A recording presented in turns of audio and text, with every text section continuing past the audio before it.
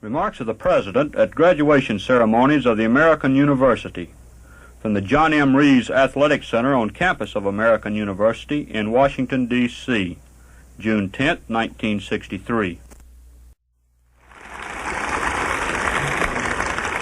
President Anderson, members of the faculty, Board of Trustees, distinguished guests, my old colleague, Senator Bob Byrd, who has earned his degree through many years of attending Knight Law School, while I am earning mine in the next 30 minutes, distinguished guests, ladies and gentlemen.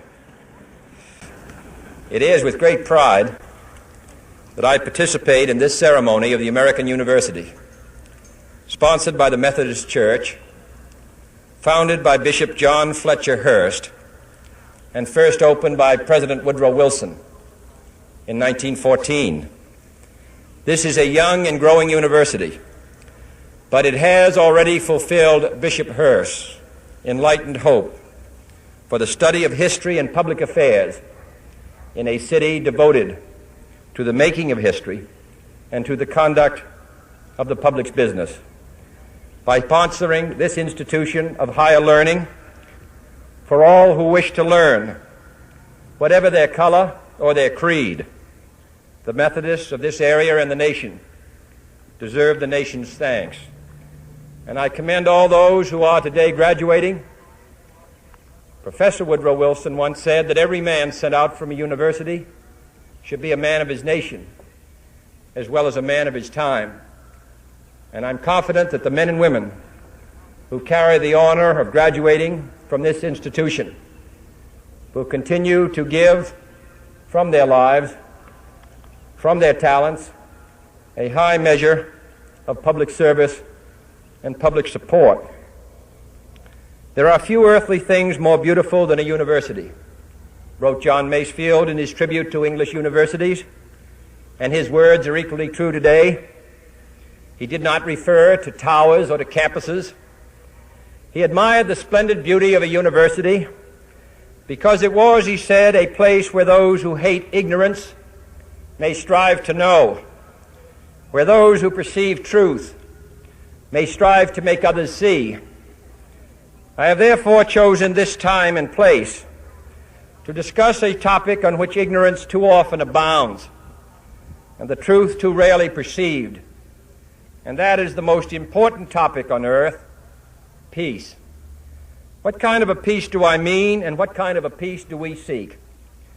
Not a Pax Americana enforced on the world by American weapons of war, not the peace of the grave or the security of the slave. I am talking about genuine peace, the kind of peace that makes life on earth worth living, the kind that enables men and nations to grow and to hope and build a better life for their children. Not merely peace for Americans, but peace for all men and women. Not merely peace in our time, but peace in all time. I speak of peace because of the new face of war. Total war makes no sense in an age where great powers can maintain large and relatively invulnerable nuclear forces and refuse to surrender without resort to those forces. It makes no sense in an age where a single nuclear weapon contains almost 10 times the explosive force delivered by all the Allied air forces in the Second World War. It makes no sense in an age when the deadly poisons produced by a nuclear exchange would be carried by wind and water and soil and seed to the far corners of the globe and to generations yet unborn. Today, the expenditure of billions of dollars every year on weapons acquired for the purpose of making sure we never need them is essential to the keeping of peace. But surely the acquisition of such idle stockpiles, which can only destroy and never create, is not the only, much less the most efficient, means of assuring peace. I speak of peace, therefore, as the necessary rational end of rational men.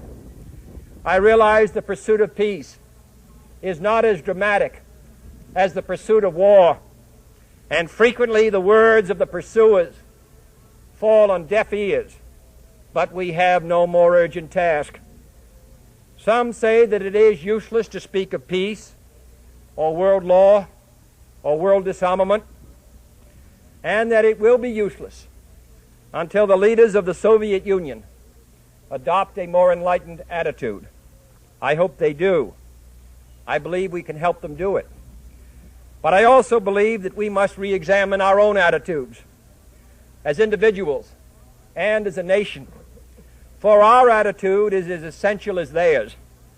And every graduate of this school, every thoughtful citizen who despairs of war and wishes to bring peace should begin by looking inward, by examining his own attitude towards the possibilities of peace, towards the Soviet Union, towards the course of the Cold War, and towards freedom and peace here at home.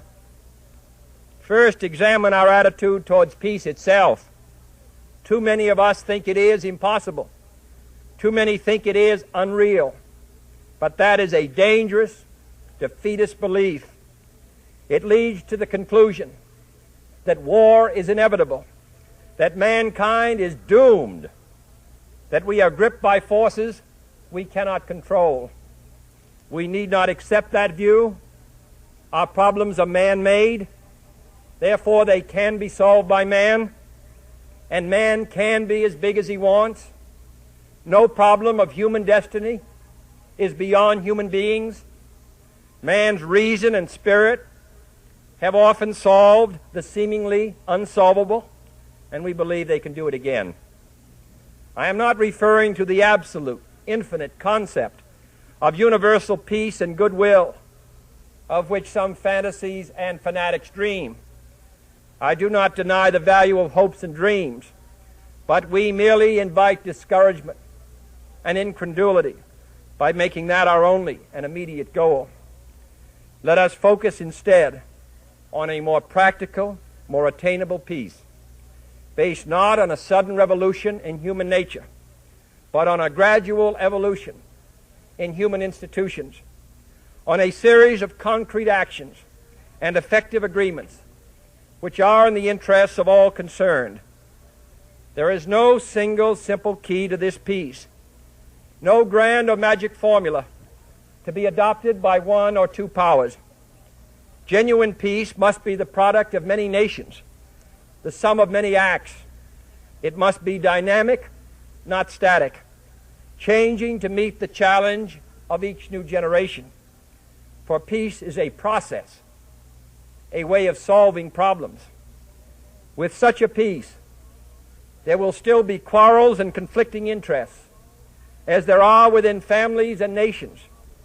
World peace, like community peace, does not require that each man love his neighbor. It requires only that they live together in mutual tolerance, submitting their disputes to a just and peaceful settlement. And history teaches us that enmities between nations, as between individuals, do not last forever. However fixed our likes and dislikes may seem, the tide of time and events will often bring surprising changes in the relations between nations and neighbors. So let us persevere. Peace need not be impractical, and war need not be inevitable. By defining our goal more clearly, by making it seem more manageable and less remote, we can help all people to see it, to draw hope from it, and to move irresistibly towards it. And second, let us re-examine our attitude towards the Soviet Union. It is discouraging to think that their leaders may actually believe what their propagandists write. It is discouraging to read a recent authoritative Soviet text on military strategy and find on page after page wholly baseless and incredible claims, such as the allegation that American imperialist circles are preparing to unleash different types of war, that there is a very real threat of a preventative war being unleashed by American imperialists against the Soviet Union, and that the political aims, and I quote, of the American imperialists are to enslave economically and politically the European and other capitalist countries and to achieve world domination by means of aggressive war, unquote. Truly, as it was written long ago, the wicked flee when no man pursueth. Yet it is sad to read these Soviet statements, to realize the extent of the gulf between us.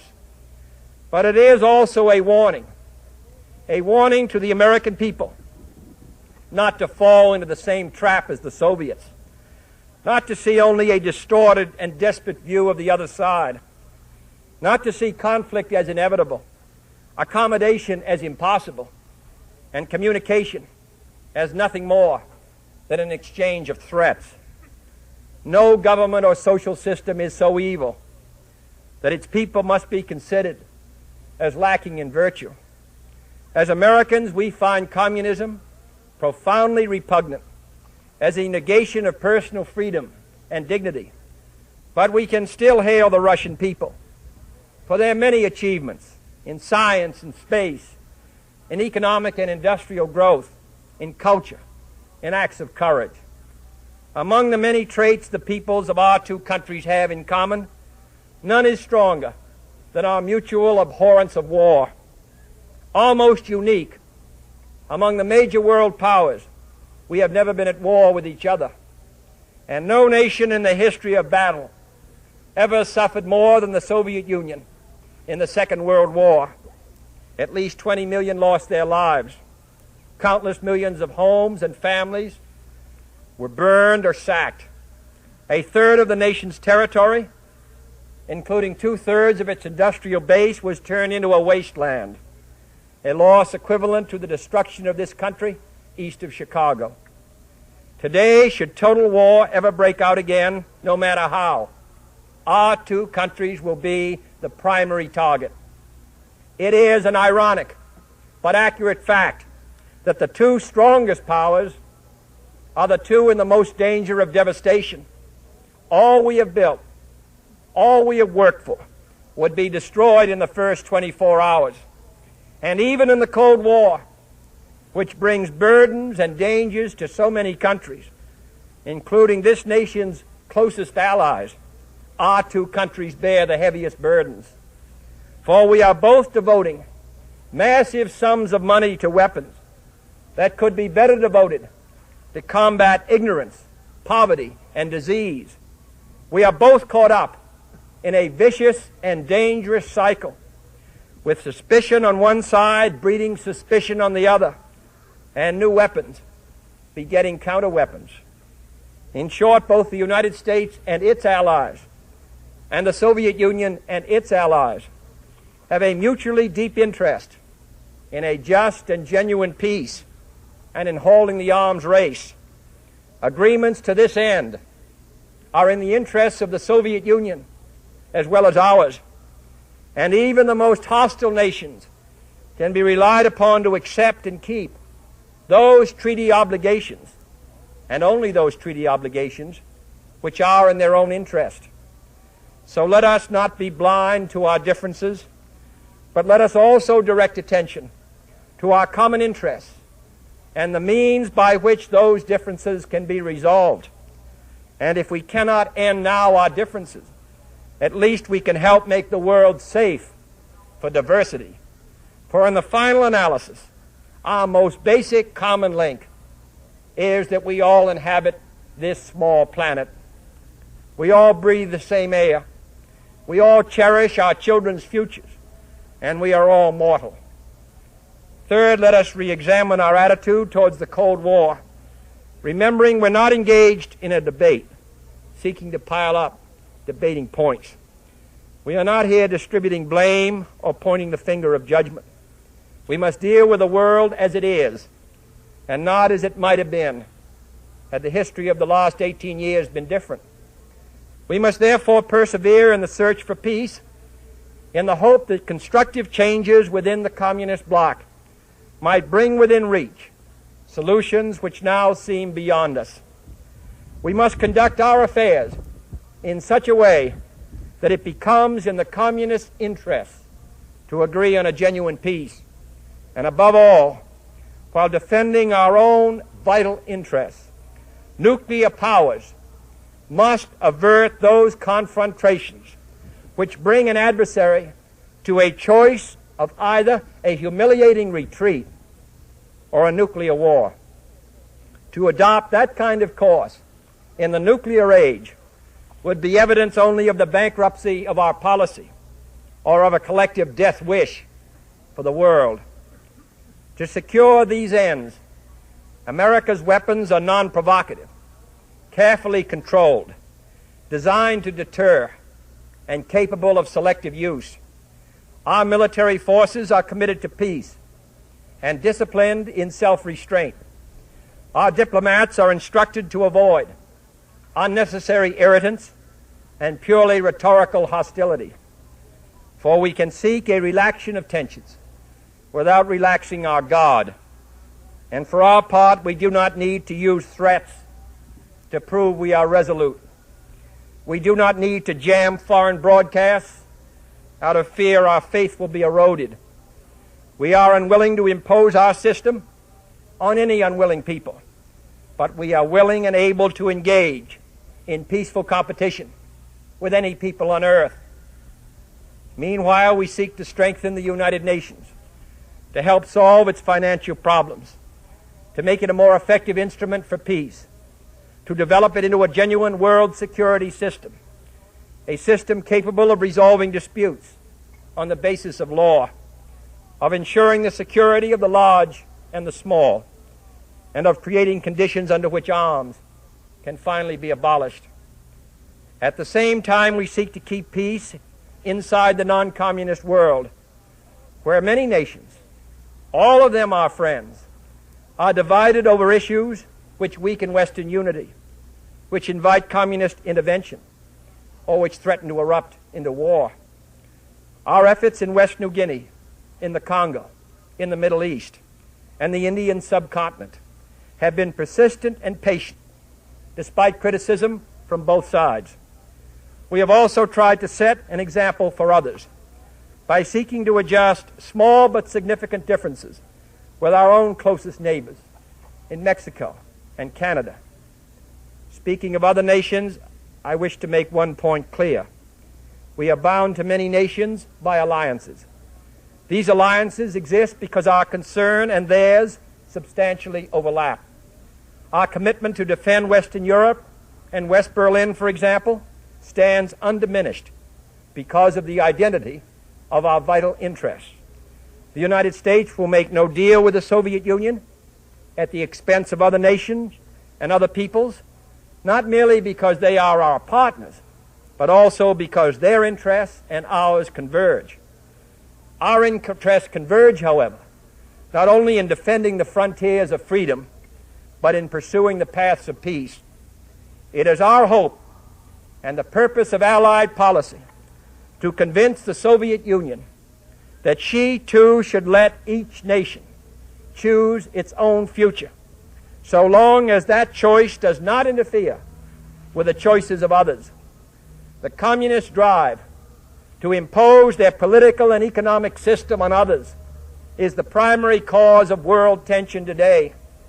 For there can be no doubt that if all nations could refrain from interfering in the self-determination of others, the peace would be much more assured. This will require a new effort to achieve world law, a new context for world discussions. It will require increased understanding between the Soviets and ourselves. An increased understanding will require increased contact and communication. One step in this direction is the proposed arrangement for a direct line between Moscow and Washington to avoid on each side the dangerous delays, misunderstandings, and misreadings of others' actions which might occur at a time of crisis. We have also been talking in Geneva about our first step measures of arms controls, designed to limit the intensity of the arms race and reduce the risk of accidental war. Our primary long-range interest in Geneva, however, is general and complete disarmament, designed to take place by stages, permitting parallel political developments to build the new institutions of peace, which would take the place of arms. The pursuit of disarmament has been an effort of this government since the 1920s. It has been urgently sought by the past 3 administrations. And however dim the prospects are today, we intend to continue this effort, to continue it in order that all countries, including our own, can better grasp what the problems and the possibilities of disarmament are. The only major area of these negotiations where the end is in sight, yet where a fresh start is badly needed, is in a treaty to outlaw nuclear tests. The conclusion of such a treaty, so near and yet so far, would check the spiraling arms race in one of its most dangerous areas.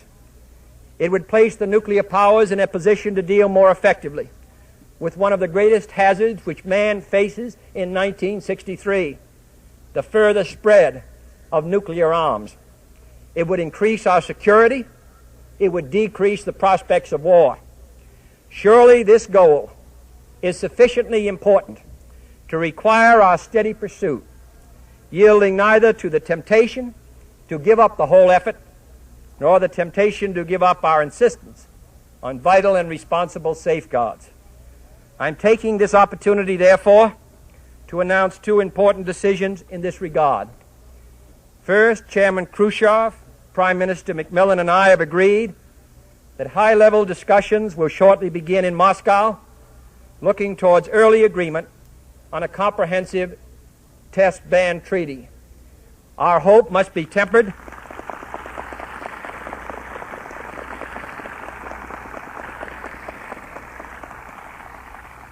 Our hopes must be tempered with the caution of history, but with our hopes go the hopes of all mankind. Second, to make clear our good faith and solemn convictions on this matter, I now declare that the United States does not propose to conduct nuclear tests in the atmosphere so long as other states do not do so. We will not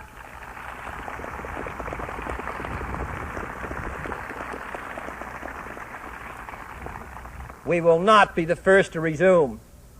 Such a declaration is no substitute for a formal binding treaty, but I hope it will help us achieve one. Nor would such a treaty be a substitute for disarmament, but I hope it will help us achieve it. Finally, my fellow Americans, let us examine our attitude towards peace and freedom here at home. The quality and spirit of our own society must justify and support our efforts abroad. We must show it in the dedication of our own lives, as many of you who are graduating today will have an opportunity to do by serving without pay in the Peace Corps abroad or in the proposed National Service Corps here at home. But wherever we are, we must all, in our daily lives, live up to the age-old faith that peace and freedom walk together. In too many of our cities today, the peace is not secure because freedom is incomplete. It is the responsibility of the executive branch at all levels of government, local, state, and national, to provide and protect that freedom for all of our citizens by all means within our authority. It is the responsibility of the legislative branch at all levels, wherever the authority is not now adequate, to make it adequate. And it is the responsibility of all citizens in all sections of this country to respect the rights of others and respect the law of the land. All this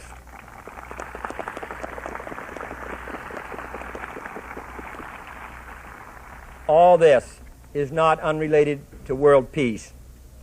When a man's way please the Lord, the Scriptures tell us, he maketh even his enemies to be at peace with him. And is not peace, in the last analysis, basically a matter of human rights? The right to live out our lives without fear of devastation, the right to breathe air as nature provided it, the right of future generations to a healthy existence. While we proceed to safeguard our national interests, let us also safeguard human interests. And the elimination of war and arms is clearly in the interest of both. No treaty, however much it may be to the advantage of all, however tightly it may be worded, can provide absolute security against the risks of deception and evasion. But it can, if it is sufficiently effective in its enforcement, and it is sufficiently in the interest of its signers, offer far more security and far fewer risks than an unabated, uncontrolled, unpredictable arms race. The United States, as the world knows, will never start a war. We do not want a war. We do not now expect a war. This generation of Americans has already had enough, more than enough, of war and hate and oppression.